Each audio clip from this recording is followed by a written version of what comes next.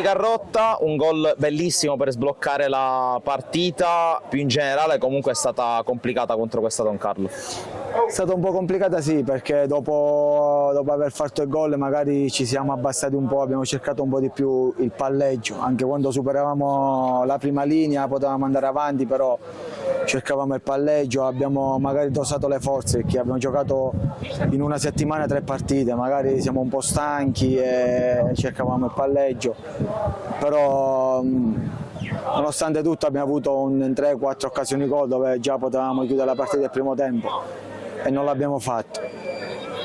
Più che altro forse la sensazione dopo la beffa di mercoledì di subirne un'altra nel giro di 4 giorni. Magari è stato pure quello, siamo abbassati un po' perché magari siamo spaventati, però va bene così, come detto poco fa oggi era importante trovare i 3 punti, trovare di nuovo la nostra quadratura in campo. Sono arrivate 2 vittorie in trasferta, fin qui in campionato manca il sigillo in casa per sbloccarsi definitivamente. Sì, manca il sigillo in casa, ma noi, come ti ripeto, noi facciamo tutto sempre per vincere le partite. Speriamo che vinciamo sia in casa e fuori casa, il calcio è strano, però se continuiamo su questa strada sicuramente ci leveremo tantissime soddisfazioni. E poi con un pubblico così è tutto più facile. Con un pubblico così sì.